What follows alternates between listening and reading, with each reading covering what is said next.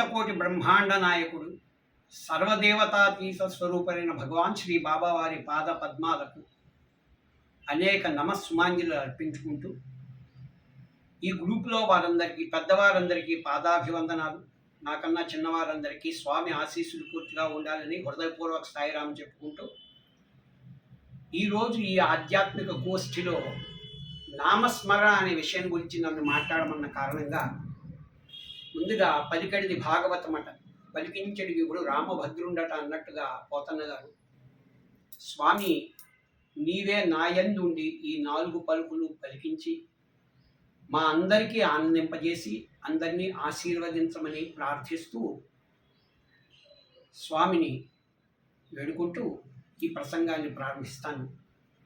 ఇప్పుడే అమ్మగారు చెప్పిన విధంగా నాకు ఎక్కువ పద్యాలన్నా పాటలన్నా గొప్ప ఇంట్రెస్ట్ ఉన్న కారణంగా ఇవాళ నా సత్సంగంలో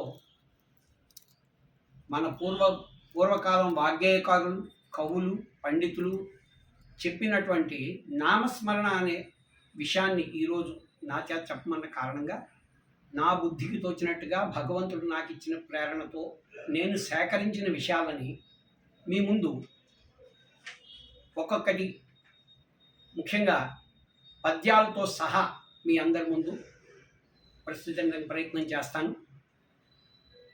కలియుగంలో నామస్మరణ, కలియుగే నామస్మరణ మనందరికీ తెలుసు. నిజంగా చెప్పాలంటే ఎక్కడైనా ఆధ్యాత్మం గురించి చెప్పడం కొంచెం సులభతరం. సత్సాయి ఆర్గనైజేషన్లో ఆధ్యాత్మం గురించి ఏ విషయాన్ని గురించి అయినా చెప్పాలంటే, ముచ్చటించాలంటే చాలా కష్టతరం. కారణం స్వామి దీనిలో ఉన్న వాళ్ళందరూ స్వామి చెప్పిన పద్యాలు, స్వామి పాడిన పాటలు, స్వామి ఉపన్యాసాలు, స్వామి రాసిన పుస్తకాలు, సనాతన సారథులు చదివి చదివి చదివి విషయాన్ని బాగా అర్థం చేసుకున్న కారణంగా ఏ ఒక్క విషయం చెప్పాలన్నా కూడా 10 సార్లు దాన్ని చూసుకొని చెప్పాల్సిన అవసరం ఉంటుంది. బయట స్టేజెస్లో ఎక్కడైనా మమ్మల్ని మాట్లాడమంటే కొంచెం ఈజీ, ఎందుకంటే అక్కడ విషయం తెలిసిన వాళ్ళు ఉండరని కాదు, కానీ అంతమంది ఉంటారు. మన దానిలో అందరికీ అన్ని విషయాలు తెలుసు. అయితే ఇదొక కార్యక్రమం చేయాలి కాబట్టి ఈ సమూహంలో ఉన్న వాళ్ళు పెద్దవాళ్ళందరూ రోజుకి నని వారానికి నని ప్రోగ్రామ్స్ పెట్టిన కారణంగా నాకు ఈరోజు ముఖ్యంగా అవకాశం ఇచ్చినందుకు ముందుకు వీళ్ళందరికీ హృదయపూర్వకంగా నా ధన్యవాదాలు తెలియజేసుకుంటూ, మొట్టమొదటగా ఆదిశంకరాచార్యులు వారు చెప్పిన విషయాన్ని నుంచి తీసుకొని ఆఖరికి మన స్వామి నామస్మరణ గురించి ఏం చెప్పారనే విషయాలను పద్యాల ద్వారా మధ్యలో పద్యాలను రకరకాల రాగాల్లో పాడుతూ కొంచెం నాకు తెలిసినంత వరకు ఎక్స్ప్లెనేషన్ ఇస్తూ ఇవాటి కార్యక్రమాన్ని ప్రారంభిస్తూ, ముందుగా అందరికీ సాయిరామ్. ఆదిశంకరాచార్యులు వారు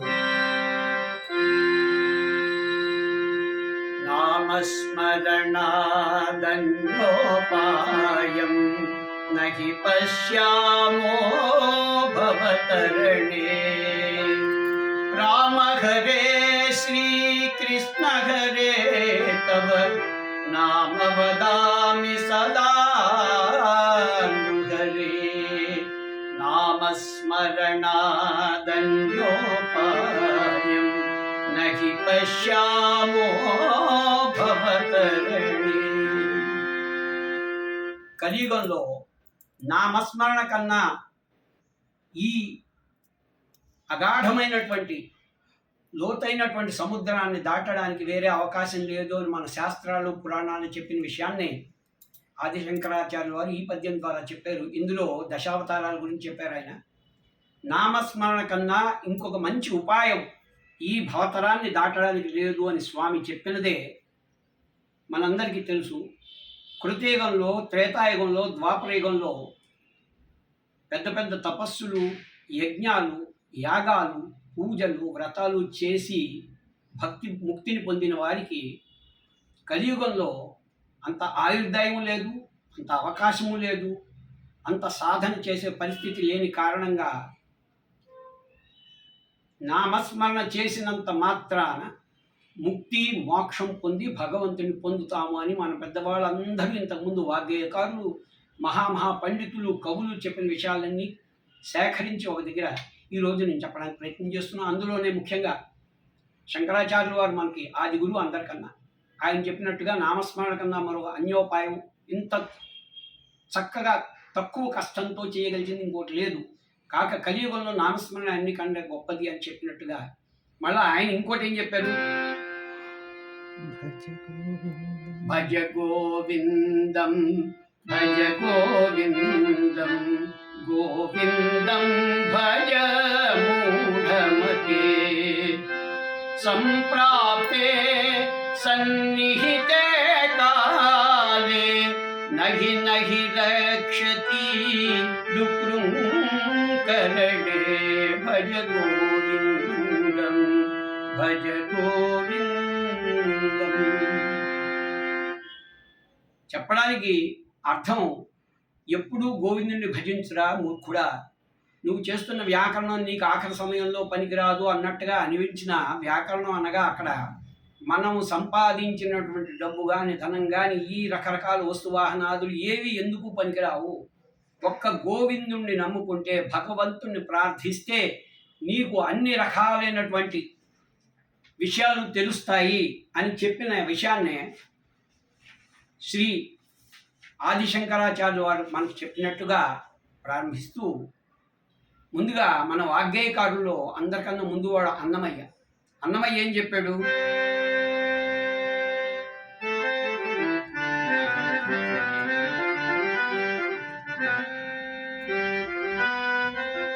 గోవింద గోవిందయని గోవిందాయని కొలువరే గోవింద గోవిందయని కొలువరే.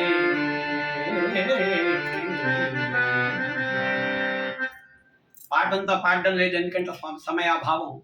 అన్నమయ్య కూడా అదే చెప్పాడు, గోవింద గోవింద గోవింద అని మనస్ఫూర్తిగా అంటే చాలు భగవంతుణ్ణి మనం చేరుకునే చాలా చక్కనైన మార్గం.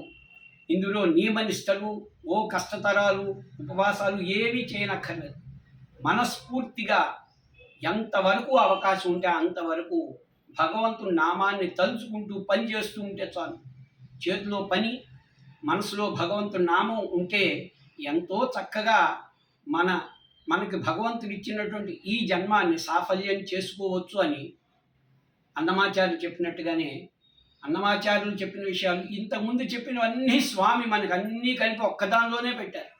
మన దానిలో మతము కులము అనేది లేనే లేదు స్వామి ఆర్గనైజేషన్లో. అందులో ఆయన చెప్పింది అదే, బ్రహ్మం ఒక్కటే పరబ్రహ్మం ఒక్కటే, అందరిలో బ్రహ్మాన్నే చూడాలి. ఎవరిని దూషించినా మన్ని దూషించుకున్నా కూడా భగవంతుని దూషించినట్టే.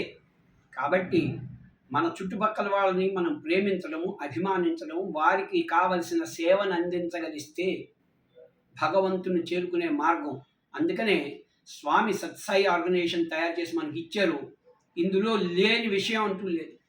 ఎవరు ఇందులో భాగస్వామ్యం తీసుకున్నా వారి వారి పరిస్థితులు బట్టి వారు అందులో పనిచేస్తూ భగవంతుని పొందే చక్కనైన అవకాశం స్వామి మనకి ఇచ్చారు. కాబట్టి బ్రహ్మం ఒక్కటే, అందరిలో ఉన్న పరబ్రహ్మాన్ని చక్కగా మనం అర్థం చేసుకుంటూ విషయాన్ని అందరితో ప్రేమతత్వంతో మెలగగలిస్తే అందులో జపం నామజపం రకరకాల నామజపాల గురించి ముందు నేను టైం బట్టి అవకాశాన్ని బట్టి చెప్తాను.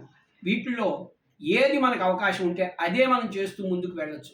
లిఖిత జపం చేయొచ్చు, మనోజపం చేయొచ్చు, అంటే మంత్రం పుచ్చుకున్న వాళ్ళు జపించేటట్టుగా. నామస్మరణ భగవంతుడు మనకి ఇచ్చింది, స్వామి మనకి ఇచ్చింది బ్రహ్మాండమైన భజన కార్యక్రమాలు. భజనలో పాల్గొని కూడా మనం భజన చేయొచ్చు. అయితే లిఖిత జపం ఒకసారి స్వామిని ఒక డివోటీ దగ్గర ఆగి ఏదో రెండు మాట్లాడి వెళ్తుంటే స్వామి 1,00,000 సార్లు నీ పేరు రాశాను అన్నాడు. స్వామి కొంచెం ముందుకెళ్ళి వెనక్కి వచ్చి, ఒరేయ్ నువ్వు ఒకసారి కాదు 2 సార్లు చెప్పేవు, 2 లక్షలు చేసేవు అన్నాడు. స్వామి లేదు 1,00,000 చేశాను. బాగానే ఉంది, నువ్వు అనుకుంటున్నావు, కానీ నువ్వు రాస్తున్న ప్రతిసారి ఓం శ్రీ సాయిరామ్ అన్నావు కదా, 1,00,000 సార్లు రాస్తే 1,00,000 సార్లు మనసుతో పలికావు కదా, అందుకని అది 2 లక్షలు అయింది. కాబట్టి అంటే స్వామి నామం రాస్తున్నా మనస్సులో జపిస్తున్నా జపాజపం అంటే ఎప్పుడు మనం పడుకొని ఉన్నా నిద్రలో ఉన్నా బయట ఉన్నా పనిచేసుకుంటున్నా ఒక నామాన్ని లోపల నడిపిస్తూ ఉంటే అలాగే భజన్స్లో మనం వెళ్తే చక్కగా భజనలు పాడగలిచి స్వామి విజిటింగ్ కార్డు భజన, ఎక్కడెక్కడ కొత్త జాగాల్లో కూడా స్వామి భజన మనం చేయిస్తే అందరూ వచ్చి అడుగుతారు, ఎంత చక్కగా ఉందండి, అందరూ పాడగలుస్తున్నారు, అందరికీ తెలుస్తుంది, మీరు పాడే విషయం అర్థమవుతుంది. అంటే నేను బాగా సంగీతకారులు పాడే వాటి గురించి ఆక్షేపించడం లేదు, కానీ సంగీతంకే ప్రాముఖ్యంగా ఉండి సాహిత్యం తక్కువగా వినబడేటట్టుగా ఎన్నో రాగాలతో పాడి ప్రయోజనమే ఉంది. వినేవాడికి దేవుడు నామం అర్థం కానప్పుడు అది ఎంత గొప్ప సంగీతమైనా ప్రయోజనం లేదు. అందుకని మన స్వామి మనకిచ్చిన భజన పద్ధతి చక్కగా చిన్న చిన్న మాటల్లో రామకృష్ణ గోవింద నారాయణ శ్రీహరి అనేటువంటి ఈ పాటలు 3 నుంచి 4 నిమిషాల్లో పాడేటట్టుగా, ఎక్కడ కొత్త జాగాలో భజన అయినా కూడా మనం పాడితే కొత్త వాళ్ళు కూడా రిపీట్ చేసేటట్టుగా, వాళ్ళు కూడా ఫాలో అయి చెప్పగలిగేటట్టుగా స్వామి మనకు అనుగ్రహించారు. మన దానిలో చిన్న చిన్న పిల్లలు, మహిళలు, భక్తులు, పెద్దవాళ్ళు, చిన్నవాళ్ళు అందరూ కలిపి చేసే భజన చక్కగా ఉండగలిస్తే అద్భుతంగా ఉంటుంది అనే విషయాన్ని భజన్ ట్రైనింగ్ ఈ మధ్యనే కిందటి జాన్యువరిలో భజన్ ట్రైనింగ్ చేసినప్పుడు ఈ కాల్స్ రావడం పెద్ద ప్రాబ్లం.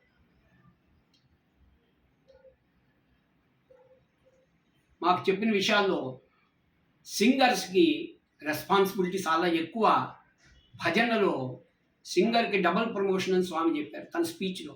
ఏ రకంగా అంటే పాడేవాళ్ళు ముందు తను పాట నేర్చుకుందుకు పెట్టే ప్రయత్నం, అందులో ఎన్నోసార్లు 100 సార్లు పాడిన తర్వాత భజనలో పాడమని చెప్పారు. ఈ 100 సార్లు పాడినప్పుడు తనకు వచ్చే పుణ్యం, తను పాడుతూ తరిస్తూ 10 మందిని తరింపజేయగలిగే అవకాశం ఉన్న కారణంగా వాళ్ళకి డబల్ ప్రమోషన్ అని ఇంగ్లీష్లో స్వామి చెప్పారు. కాబట్టి లిఖిత జపమా, నామజపం మనసులో చేసుకునే మంత్రమా, లేకపోతే సాయి నామస్మరణ మనం భజనలో చేసుకున్నట్ట, ఏదైనా పద్ధతి మాత్రం అదే. నామస్మరణ ఒక్కటే కలియుగంలో మనకి తరుణోపాయం అని చెప్పినట్టుగా భక్త రామదాస్ గారు ఈ విషయాన్ని ఏం చెప్పారు?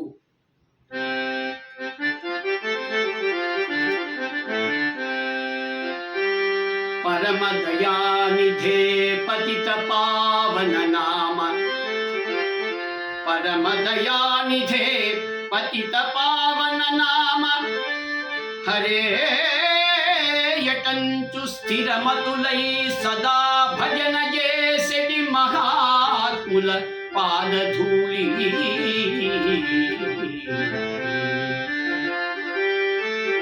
నా శిరమున దాల్తు మీరటకు చేరకుడంచు యముండు కింకరోత్కరముల కానపెట్టెనట,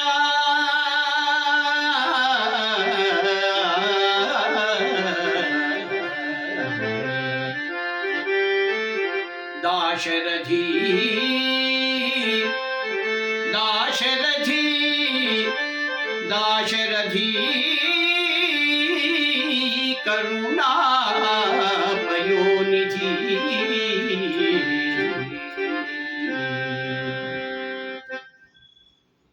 ఈ పద్యంలో ఎంత చక్కగా అంటే, పరమదయానిధే పతిత పావన నామ హరేయటంచు స్థిరమతులై, పూర్తిగా బుద్ధిపూర్వకంగా కాన్సన్ట్రేషన్తో స్వామి నామాన్ని తీసుకునే వాళ్ళని భాగవతులు అంటారు.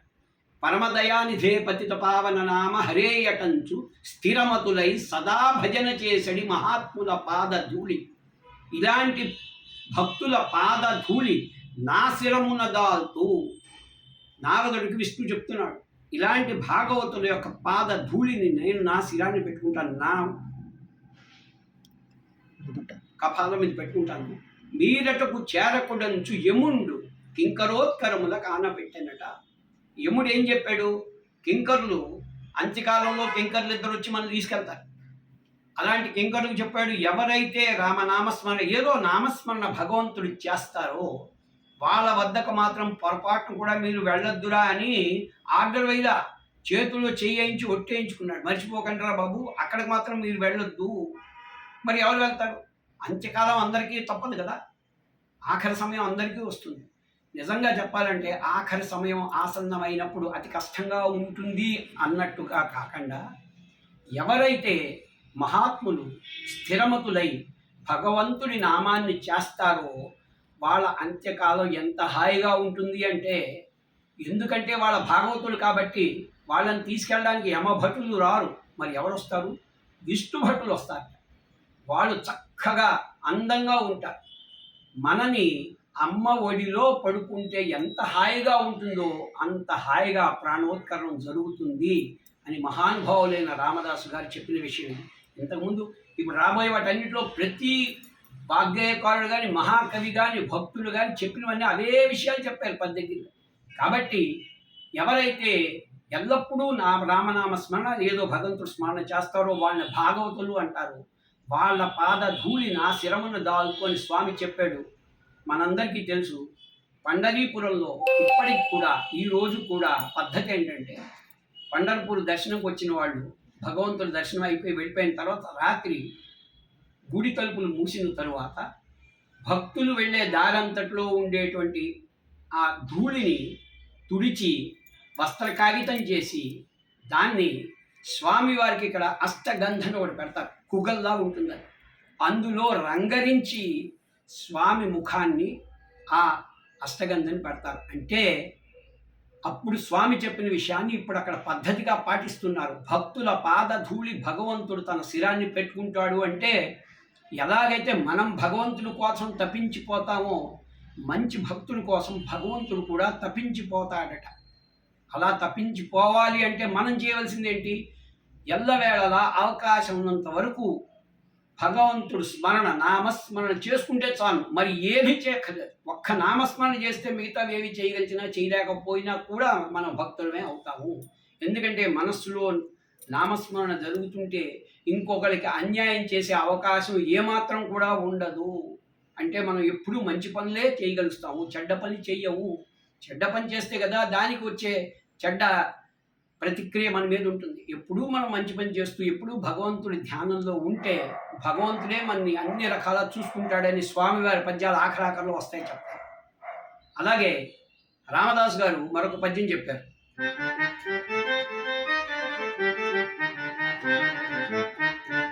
శివరంజన్ రాగంలో ముప్పున కాల కింకరులు ముంగిట నిలిచిన వేళ, ముప్పున కాల కింకరులు ముంగిట నిలిచిన వేళ, రోగముల్ గొప్పరమైన చో కపము కుత్తుక నిండిన వేళ, బాంధవులు గప్పిన వేళ, నీ స్మరణ కల్గునో కల్గదో, నాటికిప్పుడే సేతు నీ భజన, నాటికిప్పుడే సేతు నీ భజన, దాశరథి కరుణా పయోనిధి.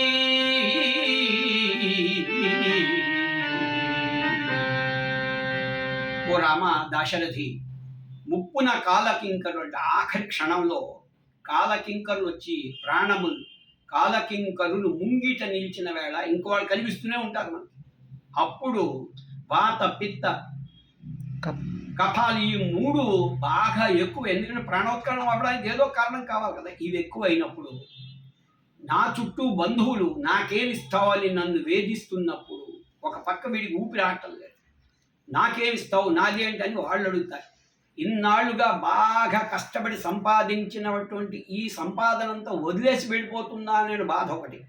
ఇలాంటి పరిస్థితిలో ప్రాణోత్కరణం అవుతున్నప్పుడు ముప్పున కాలకింకరులు ముంగిట నిలిచిన వేళ, బాంధవులు గప్పిన వేళ, నీ స్మరణ కలుగునో కలుగదో. ఎందుకంటే ఇన్ని కష్టాల్లో శారీరకంగా మానసికంగా కష్టంలో ఉన్నప్పుడు నిన్ను గుర్తుంచుకుంటానో లేదో. కాబట్టి భగవంతుడా ఈరోజే నేను గుర్తించుకుంటున్నాను, ఈరోజే నీ భజన చేస్తున్నాను, ఈరోజే నిన్ను స్మరిస్తున్నాను. ఆ అంత్యకాలంలో నన్ను చాలా సులభంగా తీసుకెళ్లే మార్గాన్ని చూపించు తండ్రి అని రామదాస్ గారు చెప్పిన ఈ పద్యం.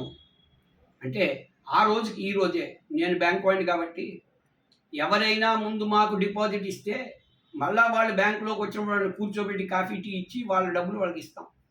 అసలు డిపాజిటే పెట్టని వాడు బ్యాంకు వస్తే వాడికి ఎంత అవసరం ఉన్నా రూపాయి ఇస్తామా? ఇవ్వం కదా. అదేవిధంగా ఎవరెవరైతే ముందుగా పుణ్యం చేసుకున్నారో, హరిభజన చేశారో, ఏదో మంచి పనులు చేశారో వాళ్ళ ఖాతాలో పుణ్యం ఉంది కాబట్టి ఆఖరి రోజుని ఆ పుణ్యానికి చక్కనటువంటి ఫలితం భగవంతుడు ఇస్తాడు అని రామదాసు గారి విషయంలో చెప్పారు. దూర్జట్ మహాకవి ఎంత చక్కగా చెప్పాడో చూడండి. మధ్యమావతి అనే రాగంలో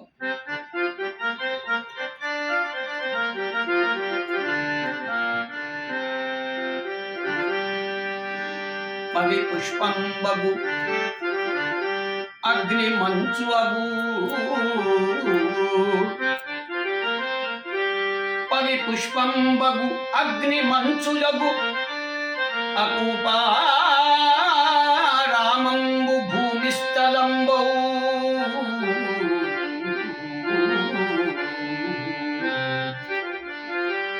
శత్రుండతి మిత్రుండగు విషము దివ్యాహారమౌ నెన్నగా అవనీ మండలలో బలన్ శివ శివాభాషణోల్లాసిక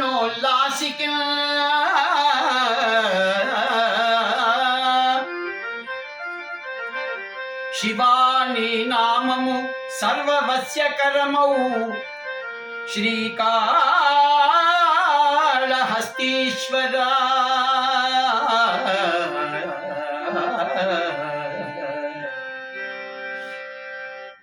శివ శివ అన్నవాడికట పవి పుష్పంబగు వజ్రం లాంటి రాయితో ఎవరైనా కొడితే కూడా ఆ రాయి దెబ్బ తగలదట.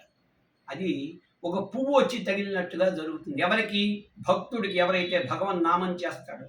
పవి పుష్పంబగు అగ్ని మంచు, సలసలా కాగుతున్న మంట కూడా వాడి చేతికి తగినప్పుడు అది మంచులా తగ్గుతుంది. పవి పుష్పంబగు అగ్ని మంచు అకూపారామంబు భూమిస్థలంబు బాగా లోతుగా ఉన్న సముద్రం లాంటి జాగాలో వాడిని పడేసినా కూడా అది భూమిస్థలమై మునిగిపోకుండా ఉండగలుగుతాడు. ఎవరివన్నీ? అలాగే విషము దివ్యాహారమౌ, మీరాబాయికి విషం ఇస్తే అది అమృతమైంది. శత్రుండతి మిత్రుండవు, ఎవరైతే మనకి బద్ధ శత్రువు అనుకుంటున్నామో మనం కానీ ఈ నామస్మరణని ప్రతిరోజు చేస్తూ ఉంటే వాళ్ళందరికీ మనం మిత్రులు అయిపోతాం. శివ శివాభాషణ ఉల్లాసికి శివా నీ నామము సర్వవశ్యకరమవు. ఇవన్నీ చెప్పడం ఎందుకు? ఇది అవుతుంది, అది అవుతుంది, అది అవుతుంది. ఏది అవ్వదు. భక్తుడికి ఏది ఎక్కడ ఎప్పుడు ఎలా కావాలో స్వామి ఆ విషయాన్ని అలాగా మనకు కూర్చేస్తారట. దూర్జటి మహాకవి చెప్పాడు. ఇందులో వెరీ రీసెంట్గా చిన్న ఎక్స్పీరియన్స్ అయిందండి. నా కుమార్తె చిరంజీవి వైదేహి ఒక ఇల్లు కట్టుకోవడానికి ప్లాట్ కొనుక్కొని మొట్టమొదటి రోజు మేము అక్కడికి వెళ్ళి ఏదో వాటర్ కనెక్షన్స్, ఎలక్ట్రిక్ కనెక్షన్ వస్తే ఆ చుట్టుపక్కల వాళ్ళందరూ ఇది ఇక్కడ పెట్టకండి, అది అక్కడ పెట్టకండి, ఇక్కడ రాళ్ళు వేయకూడదు, అది చేయకూడదు, ఇది చేయకూడదు, చాలా హింస పెట్టారు. ఆ రాత్రి నా కూతురు మా ఇంటికి వచ్చి, నాన్నగారు ఏదో మనం ఏదో ప్లాట్ కొనుక్కొని మన బాధ మనం పడుతుంటే చుట్టుపక్కల వాళ్ళందరూ, ఈ సొసైటీ వాళ్ళందరూ ఇప్పటి నుంచి ఇలా వేధిస్తున్నారు, మన పరిస్థితి ఏంటి అంటే, అమ్మ 3-4 రోజుల క్రితమే ఒక పద్యం రికార్డ్ చేశాను. అందులో దూర్జటి మహాకవి ఇలా చెప్పారు. శత్రుండు అతి మిత్రుండగా అన్నారు. ఒక్కసారి ప్రయత్నం చెయ్యి, ఇవాళ రాత్రంతా నామస్మరణ చెయ్యి, నీకేం నచ్చితే ఆ నామం చెయ్యి అని చెప్పాను. నిజంగా జరిగింది ఇది. తను రాత్రంతా స్వామి నామస్మరణ చేసి మొన్నాడు మళ్ళా అదే పని కోసం వాటి కోసం వెళ్తే ఏమైందో తెలియదు. అదే మెరికల్. వాళ్ళందరూ వచ్చి, ఓకే అమ్మా మీరు ఇక్కడ లైన్ పెట్టుకోండి, మీకు కావాలంటే మీ ఇటుకలు రాళ్ళు మా ఇంటి పక్కన జాగా ఉంది అక్కడ వేసుకోండి, మీ కార్లు ఇక్కడ పెట్టుకోండి, మీకు ఏమైనా సాయం కావాలని మేము చేస్తాం. ఇదండి స్వామి. స్వామి తలుచుకుంటే ఏది ఎప్పుడు ఎక్కడ ఎవరికి కావాలో ఆ విషయాన్ని మనకి ఇస్తారు. మనం చేయవలసిందల్లా పూర్తిగా విశ్వాసంతో భగవంతుని నమ్మటమే. ఎందుకంటే ఇంకో మార్గం కూడా లేదు. ఎలా చేస్తామంటే మనం చేయగలిసిందే ఉంది. మన దగ్గర ఎవరైనా మిగతా వాళ్ళు ఎవరైనా పెద్ద పెద్ద వాళ్ళు తెలిసిన వాళ్ళు ఉన్నారా, ఎవరికైనా చెప్పగలవా? అయినా ఏ మనిషి లాంటి వాడికి, ఏ మినిస్టరో ఎవడో తెలిసిన వాడికి చెప్పే కన్నా భగవంతుడికి చెప్పుకునే అవకాశం మనం ఉన్నప్పుడు భగవంతుడికి ఎందుకు చెప్పుకోకూడదు? ఆయన చేయదలుచుకుంటే వీళ్ళు ఆపలేరు, ఆయన చేయదలుచుకోతే వీళ్ళు ఎవరు పని చేయలేరు మనకి. కాబట్టి నా నా మా అమ్మాయికి నేను చెప్పటం, అది జరగటం ఈ మధ్యనే జరిగింది ఇదంతా. సో పవి పుష్పంబగు ఆయన అలా చెప్పారు. అలాగే నామస్మరణ ఎప్పటి నుంచి చేయాలి? చాలామంది మనం ఏమనుకుంటాం, ఇప్పుడు ఏదో చిన్నవాళ్ళం, కొంచెం పెద్ద ఉద్యోగాలు చేస్తున్నాం. ఇప్పుడు ఉద్యోగాలు చేస్తున్నప్పుడు ఇవన్నీ అవసరమా? రిటైర్ అయిన తర్వాత మరి ఏం పని ఉండదు కాబట్టి రిటైర్మెంట్ తర్వాత ఏమేమి చేయాలో బోల్డ్ లిస్ట్ ఉంటుంది మన దగ్గర. ఇది చేస్తాం, అది చేస్తాం. యాక్చువల్గా ఏమీ చేయలేము, అది వేరే విషయం. ఆ రిటైర్మెంట్ సమయానికి ఏమిటి చేయాలని, ఇప్పటి నుంచి ఎందుకు భజనలో కూర్చోవాలని చెప్పి రిటైర్మెంట్ వెళ్దాం అనుకుంటే దూరిశెట్టి మహాకవి బ్రహ్మాండమైన పద్యం చెప్పారండి.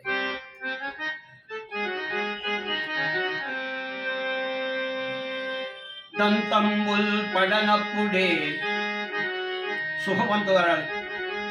దంతంబుల్ పడనప్పుడే తనువునందారూఢియున్నప్పుడే కాంతా సంఘము రోయనప్పుడే జరాక్రాంతంబు కానప్పుడే వింతల్ మేన జనించనప్పుడే కురుల్ వెల్వెల్ల పోనప్పుడే చింతించందగు నీ పదాంబుజములన్ శ్రీ కాళహస్తీశ్వరా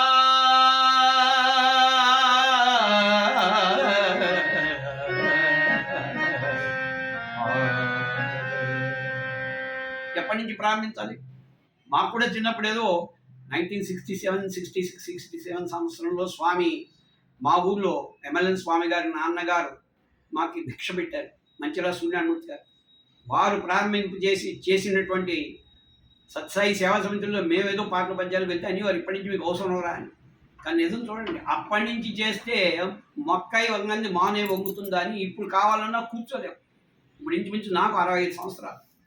కానీ ఈ రోజుకి ఒకసారి హార్మోనియం పట్టుకుని తబలా పట్టు కూర్చుంటే 4-5 గంటలు కూర్చోగలుస్తున్నాం అంటే ఎప్పటి నుంచి వచ్చేసిన ఎక్సర్సైజ్ కదా. ముందు ఫిజికల్గా, మెంటల్గా, తర్వాత కూర్చొని కలిస్తేనే ఏదో హార్మోనియం వాయించగలుస్తాం. భజనలో కూర్చొని లేకపోతే ఏం వాయిస్తాం?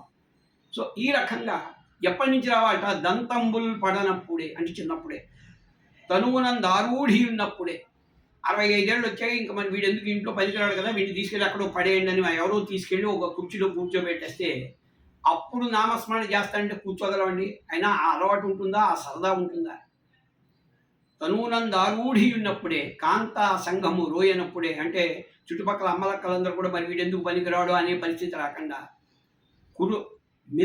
వింతల్ మేన జనించినప్పుడు ఏవో చెప్పలేని రకరకాల రోగాలు మనుషులకి, వీటి వల్ల కూడా ఎక్కడికి వెళ్ళలేకపోయి మనం చేయలేకపోతే కూడా లేదు, కురులు వెల్వెల్ల పోనప్పుడే పూర్తిగా మీద జుట్టు గిట్టు అన్నీ పోయి ముసలు అంటే పూర్తిగా జరాక్రాంతంబు కానప్పుడు కంప్లీట్గా మనం పరిస్థితి నడిచి మాట్లాడి చెప్పి చేయగలిగిన పరిస్థితి ఉన్నప్పటి నుంచి అంటే చిన్నప్పటి నుంచి ఇందులోకి వస్తే ఇదే అలవాటు. ఇప్పుడు మనకు అందరికీ సాయి సమితిలో ఉన్న వాళ్ళందరికీ ఒక వారం రోజులు ఏదైనా భజన మనం వెళ్ళకపోతే చూడండి ఏదో వెలితిగా ఉన్నట్టు అనిపిస్తుంది. ఎందుకు? అదొక అలవాటు అయిపోయింది. స్వామి కార్యక్రమంలో పాల్గొనడం, భజనకు వెళ్ళటం, చేయటం, రావటం ఇదొక అలవాటు అయిపోయింది. ఈ అలవాటు మాంచడం కూడా కష్టమే. ఇప్పుడు సినిమాలు చూడని వాళ్ళకి అయ్యో నేను సినిమాలు చూడలేదు, తిని తాగే వాళ్ళకి అది చేయకపోతే అంత కష్టంగా ఉంటుందో, భజన కలగకపోతే మనకే అంతే కష్టంగా ఉంది. కాబట్టి ఈ అలవాటు చిన్నప్పటి నుంచే రావాలి. కాబట్టి దీనికి అసలు సమయం అంటే చిన్నప్పటి నుంచి ఇంట్లో మనం చేస్తుంటే మన పిల్లలకి, అందుకు స్వామి బాల వికాస్ పెట్టారు. పిల్లలందరికీ ఇంట్లో మనం భజన పాడుతుంటే వాళ్ళకి బాల వికాస్లో పిల్లలకు వచ్చేస్తున్నాయి, ఇంట్లో పిల్లలకు వస్తున్నాయి. వీళ్ళకే బాల వికాస్ తప్పుల పేరుతో రకరకాలుగా చిన్నప్పటి నుంచి వాళ్ళందరినీ తీర్చిదిద్దితే భారత మాతకి చక్కని మంచి పిల్లల్ని మనం ఇవ్వదలుస్తాం. బాగా చదువుకున్నాడు కానీ గుణం జ్ఞానం లేనివాడు ఎందుకు ఏ టెర్రరిస్ట్ అవుతాడు? ఎక్కువ చదువుకోకపోయినా పర్వాలేదు, మంచి గుణవంతుడు పనిమంతుడు అయితే అమ్మా నాన్నకి సొసైటీకి మంచి పనికి వస్తాడు అన్న విషయాన్ని స్వామి మనకి బాల వికాస్ ద్వారా చెప్పడం ప్రారంభించి ఆ రకంగా చేశారు. ఇప్పుడు ఇదే విషయాన్ని శేషప్ప కవి గారు ఏ విషయంగా చెప్తారు? ఇది సింధు భైరవి అనే రాగంలో బ్రతికి నన్నాళ్ళు స్వామి బ్రతికి నన్నాళ్ళు నీ భజన తప్పను గాని మరణకాలమందు మరతునేమో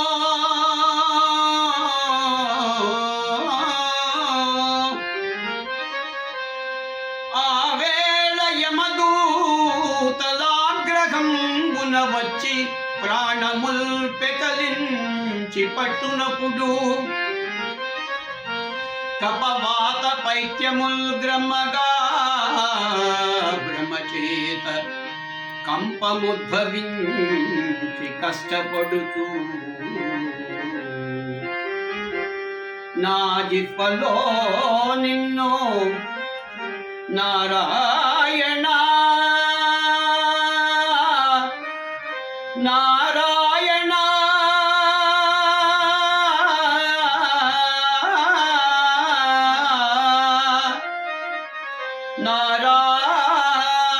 నారాయణాయంచు పిల్తునో శ్రమజేత పిలువలేనో నాటికిప్పుడే సేతు నీ నామ భజన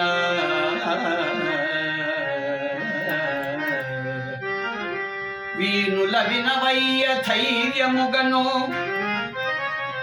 భూషణ వికాస శ్రీ ధర్మపుర నివాస దుష్ట సంహార నరసింహ దురిత దూరా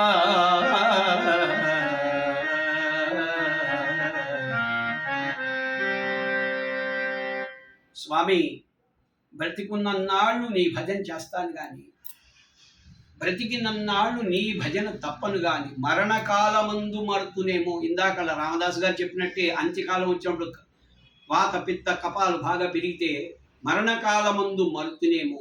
ఆవేళ యమదూతల ఆగ్రహంబున వచ్చి కోపంగా వస్తాడు. ప్రాణములు పెకలించి పట్టునప్పుడు కప వాత పైత్యములు గ్రమ్మగా భ్రమచేత అప్పుడు బుద్ధి కూడా పుట్టుకుపోతుంది.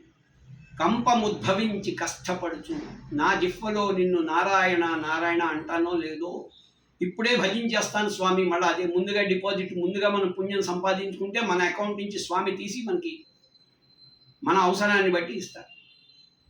నాటికిప్పుడే సేతు నీ నామ భజన వీను వినవయ్య ధైర్యమగను భూషణ వికాస శ్రీ ధర్మపుర నివాస దుష్ట సంహార నరసింహ దుర్దూర. స్వామి ఎన్నోసార్లు చెప్పారు, మీ ఖాతాలో పుణ్యం అంటూ ఉంటే నేనేదేం చేయగలరా, మీరు ఏవి పుణ్యమే సంపాదించుకోకపోతే ఎక్కడి నుంచి చేస్తాము అని స్వామి చెప్పిన మాటల ప్రకారమే వీళ్ళందరూ రాసింది ఇంత చక్కగా. ఇంకోటి ఇదే ఓ చిన్న పాట కూడా ఉందండి.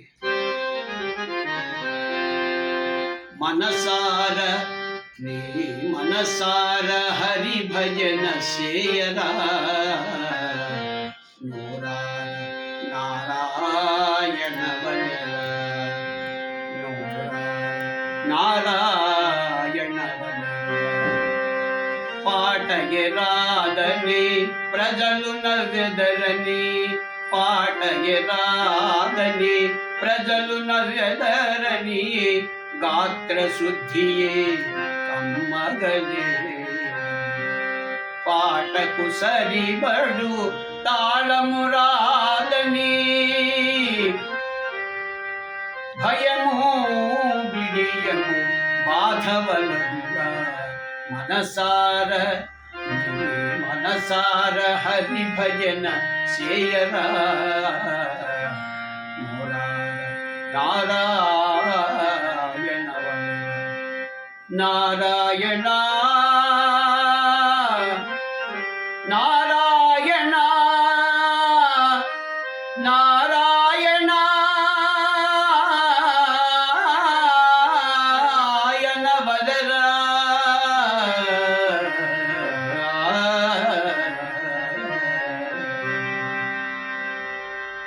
పూర్తిగా మనసుతో నారాయణ నారాయణ అంటే చాలు.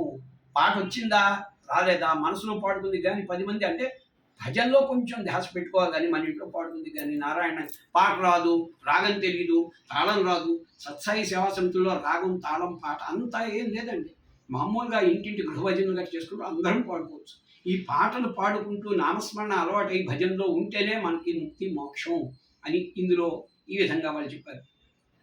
భక్త పోతన గారు తన భాగవతం రాస్తూ నేను రాయటం లేదు భగవంతుడా నువ్వే రాస్తున్నా చెప్పిన తర్వాత చాలా మృదువుగా మాట్లాడే సౌమ్యమైన మనిషి ఒక్క విషయం మాత్రం చెప్పాడు.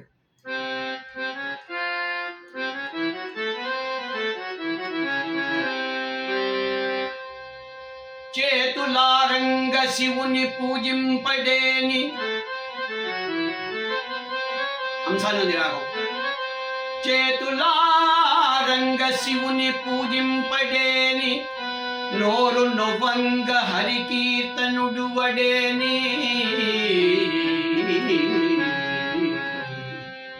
నోరు వంగ హరికీర్తనుడు వడేని దయయు సత్యంబు లోనుగా తలుపడేని దయయు సత్యంబులోనుగా తలుపడే